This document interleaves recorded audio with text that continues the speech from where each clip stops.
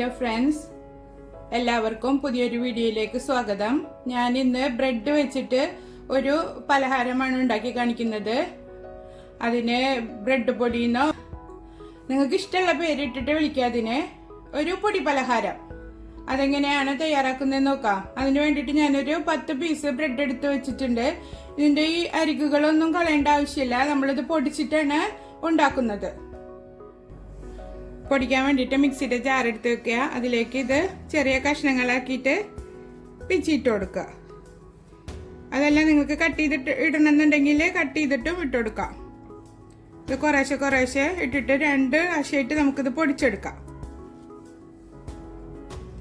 ആദ്യത്തെ ട്രിപ്പ് പൊടിച്ചെടുത്തിട്ടുണ്ട്. ഇതുപോലെ തന്നെ ബാക്കിയുള്ളത് ഫുള്ള് പൊടിച്ചെടുക്കാം. ബ്രെഡ് ഞാൻ ഫുള്ള് പൊടിച്ചെടുത്തിട്ടുണ്ട്. ഇനി അത് റെഡിയാക്കാൻ വേണ്ടിയിട്ട് നമുക്ക് അടുപ്പത്തേക്ക് ഒരു പാൻ വെച്ചിട്ട് ചൂടാക്കിയെടുക്കാം. പാൻ നന്നായി ചൂടായി വന്നിട്ടുണ്ട്. അതിലേക്ക് ഒരു 2 ടേബിൾ സ്പൂണ് നെയ്യ് ഒഴിച്ചു കൊടുക്കുക. നെയ്യ് ചൂടായതിലേക്ക് ഒരു 2 ടേബിൾ സ്പൂണ് അണ്ടിപ്പരിപ്പ് ചെറിയ പീസാക്കിയിട്ട് കട്ട് ചെയ്തത് ഇട്ട് കൊടുക്കുക. അണ്ടിപ്പരിപ്പ് മൂത്ത് വരുമ്പോൾ ഒരു 2 ടേബിൾ സ്പൂണ് ഉണക്കമുന്തിരി ചേർത്ത് കൊടുക്കുക. മുന്തിരിയുടെ അണ്ടിപ്പരിപ്പിൻ്റെ അളവും ബ്രെഡിൻ്റെ അളവൊക്കെ നിങ്ങൾക്ക് നിങ്ങളുടെ ഇഷ്ടത്തിനനുസരിച്ചിട്ട് എടുക്കാവുന്നതാണ്. നന്നായി മൂത്ത് വന്നിട്ടുണ്ട്. തീ നന്നായി ചെറുതാക്കി വെച്ചിട്ട് അതിലേക്ക് നമ്മൾ ബ്രെഡ് പൊടിച്ചത് ഇട്ട് കൊടുക്കുക.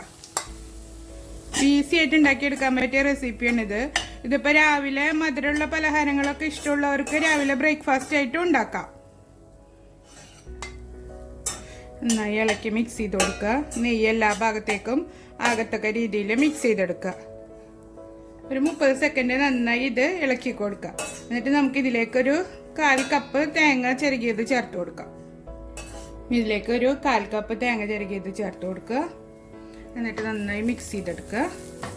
ചെറിയ തീയിലിട്ടിട്ട് ചെയ്തെടുക്കണം കേട്ടോ, അല്ലെങ്കിൽ പെട്ടെന്ന് കരിഞ്ഞു പോകും. ഒരു മണത്തിന് വേണ്ടിയിട്ടൊരു 1/4 ടീസ്പൂണ് ഏലക്ക പൗഡർ ഇട്ട് കൊടുക്കുക.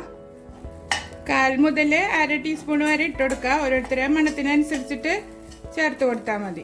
ഇനി ഇതിലേക്ക് നമുക്ക് പഞ്ചസാര ചേർത്ത് കൊടുക്കാം. ഇനി ഇതിലേക്കൊരു 1/4 കപ്പ് പഞ്ചസാര ചേർത്ത് കൊടുക്കാം.